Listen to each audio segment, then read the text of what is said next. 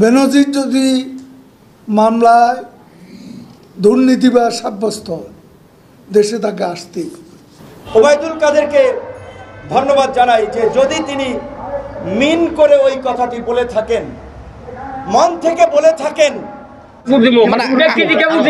আমার প্রশ্নটা হচ্ছে এখানে কি নৌকার ভোট নাই না কি বিষয়টা কি? বন্ধুরা সবাই কেমন আছেন? আশা করি অনেক অনেক ভালো আছেন। প্রিয় দর্শক শ্রোতা, শুরু থেকে ছোট্ট একটি ভিডিও ক্লিপ দেখেছেন ব্যারিস্টার সুমন ভাইয়ের। আজকে কিন্তু ব্যারিস্টার সুমন ভাই গোপন কথা জানাই দিল। আজকে কিন্তু ব্যারিস্টার সুমন ভাই এমন কিছু তথ্য দিল যারা ওপেন করেছেন দেখার জন্য সবাইকে অনুরোধ করব পুরো ভিডিওটি আজকে কন্টিনিউ করবেন। বেনজির যদি মামলায় দুর্নীতিবাজ সাব্যস্ত দেশে তাকে আসতেই। তাহলে প্রশ্নটা হচ্ছে তাহলে তাকে কি বিদেশ পাঠিয়েছে সরকারি, যে অভিযোগটা করেছে সিঙ্গাপুর এয়ারলাইন্সে তুলে দিয়েছে সরকার, তাহলে তাকে এক্সিটটা কি সরকার দিয়েছে? আপনি কি দেখেছেন কে তুলে দিয়েছে? এটা অভিযোগ করেছে ফখরুল। আমি অভিযোগের কথা ফখরুলের অভিযোগ তো এখন তার তো সব ব্যর্থতার দগদগে ক্ষত তার চারপাশে। তার এখন অভিযোগ সে তো একটা ব্যর্থ নেতা। সে নির্বাচন 15 বছর ধরে আন্দোলন করলো, নির্বাচনেও ব্যর্থ, আন্দোলনেও ব্যর্থ। নিজের দলের লোক পার্লামেন্টে পাঠায় আর নিজে নির্বাচন পার্লামেন্টে অংশগ্রহণ থেকে বিরত থাকে। এই দ্বিচারিতা হলো তার গণতন্ত্র। সে কি বললো না বললো সেটা বাস্তবতার সরকার তুলে দিয়েছে। মির্জা ফখরুলের কাছে আমি জানতে চাই সরকারের কারা গিয়ে তাকে তুলে দিয়েছে, কারা তুলে দিয়েছে, কোন অথরিটি তাকে তুলে দিয়েছে বলুন। অন্ধকারে ডিল ছুড়লে হবে না। বেনজির যখন ডিএমপি কমিশনার, র্যাবের ডিজি এবং পুলিশের আইজি, তখনই তো তার দুর্নীতির অভিযোগগুলো তখনই, তাহলে তার এই দুর্নীতির দায় সরকার কেন নেবে? এবং সংখ্যালঘুদের আপনারা আপনি কোন টিভিতে কাজ করেন? কোনোদিন বেনজির দুর্নীতি করে এটা বলতে পেরেছেন? বলেছেন? মিডিয়া কে বলেছে?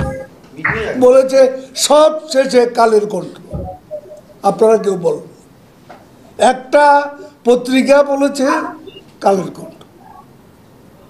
তারপর তো এটা নিয়ে যখন একটা অভিযোগ উঠছে, আপনারা আগে এটা নিয়ে মিডিয়া যদি এটা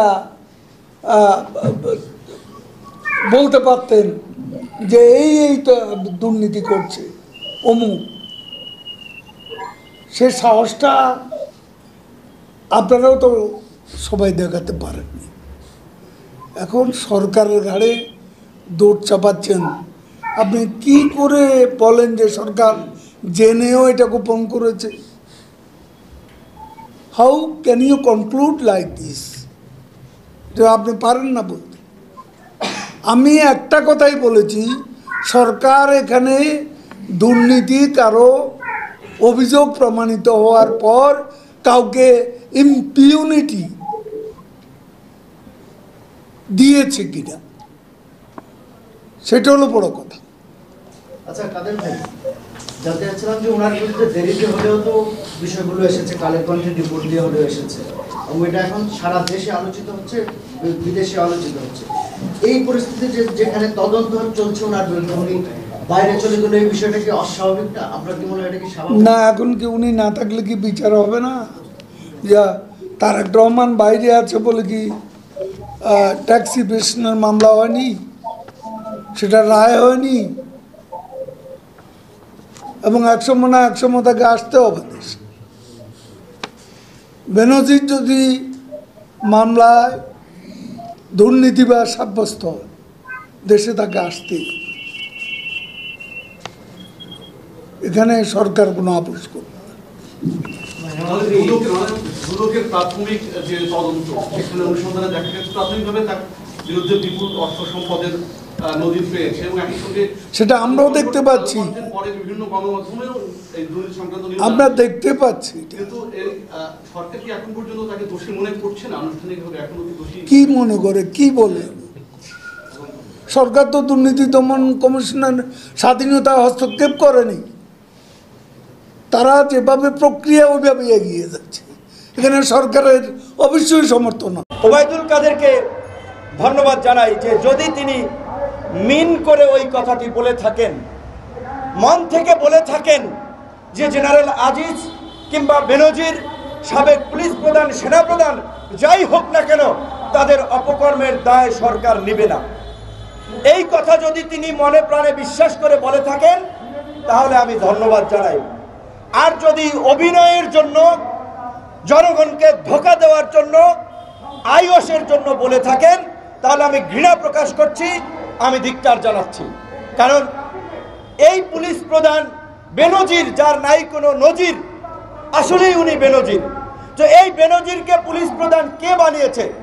ধাপে ধাপে প্রমোশন দিয়ে ঢাকা মেট্রোপলিটনের এই ডিএমপির কমিশনার, র্যাবের প্রধান, তারপরে পুলিশ প্রধান কে বানিয়েছে? শেখ হাসিনা বানিয়েছে। কাজে এই বেনজিরের অপকর্মের দায় শেখ হাসিনাও এড়াতে পারেন না। একইভাবে এই পুরান ঢাকার সন্ত্রাসী পরিবারের সন্তান, যার গোষ্ঠী শুদ্ধ সন্ত্রাস, আপন ভাইয়েরা সন্ত্রাস, খুনি, 90-এর দশকে 7 স্টার গ্রুপ, 5 স্টার গ্রুপ, বিভিন্ন সন্ত্রাসী গ্রুপ যারা নিয়ন্ত্রণ করত, এই আজিজ পরিবার, সেই পরিবার থেকে প্রধানমন্ত্রী সেনা প্রধান নিয়োগ দিয়ে তার রুচি এবং তার মানসিকতার বহিঃপ্রকাশ করেছেন। আজিজকে কে সেনা প্রদান করেছে? এই সরকার প্রধান, এই শেখ হাসিনা সেনা প্রদান করেছে। কাজী তাদের মানসিকতায় যে লুটপাট, গুম, খুন, সেটা তো তারা উচ্চ পদে খুনি, লুটেরা, দুর্বৃত্তদেরকে বসিয়ে প্রমাণ করেছে। আমাদের সংগ্রামী সভাপতি ঢাকা মহানগর উত্তরের মিজান ভাই বলেছে, প্রধানমন্ত্রী 42টা টেলিভিশন, পত্র পত্রিকার সামনে কথা বলছেন, সাংবাদিকদেরকে গরু ছাগল মনে করছেন, মানুষকে পাগল মনে করছেন, উন্মাদ মনে করছেন, তাই তিনি মিথ্যে বলে যাচ্ছেন। সাংবাদিকরা চুপচাপ সেটা ফলো করে লিড নিউজ করছেন, টেলিভিশনে প্রচার করছেন, আর আম পাবলিক শুনে আর হাসে। কথা ওই জায়গায় চলে গেছে যে যাই যদি যাক প্রাণ, হীরক রাজাই ভগবান। শেখ হাসিনা যাই বলুক না কেন, ওইটাই আসমানি কিতাবের বাণীর মতো সত্য তাদের কাছে, আওয়ামী লীগের নেতাদের কাছে।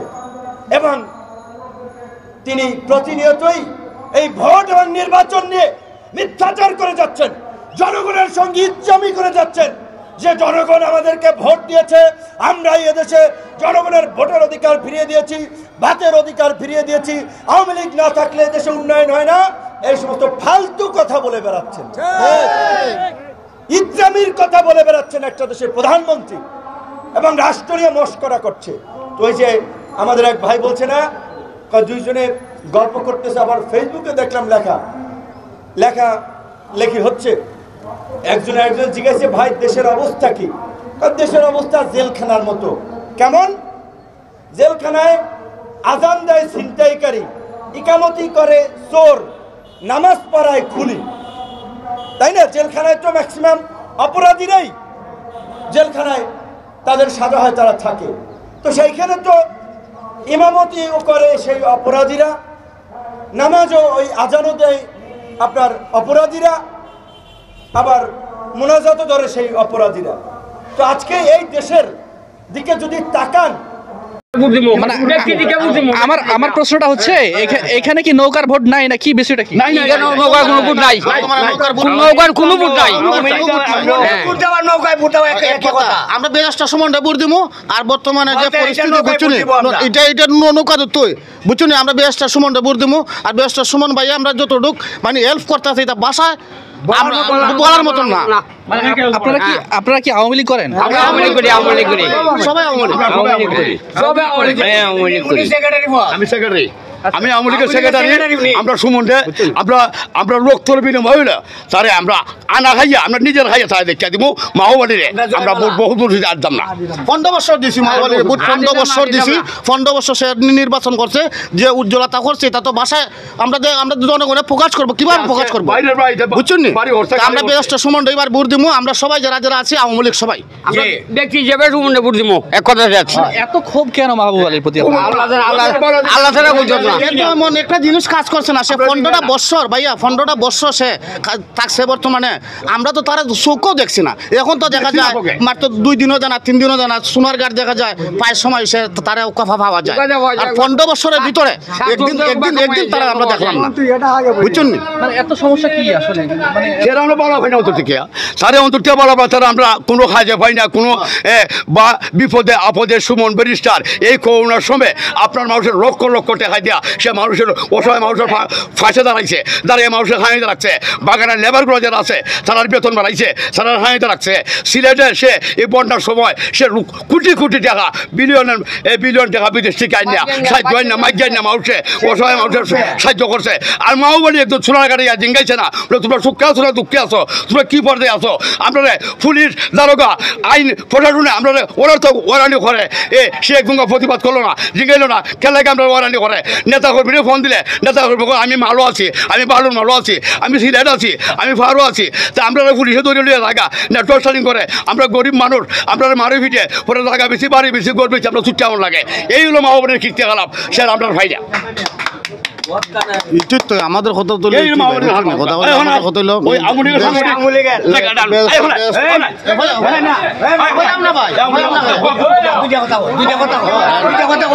আমি জানতে চাচ্ছি যে নির্বাচনে কে এগিয়ে আছে ব্যারিস্টার সুমন আপনি কি আওয়ামী লীগ করেন আওয়ামী লীগের কোন পদে রয়েছেন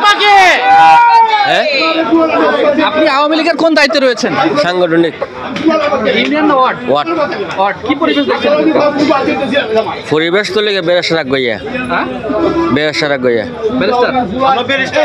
ব্যারিস্টার কি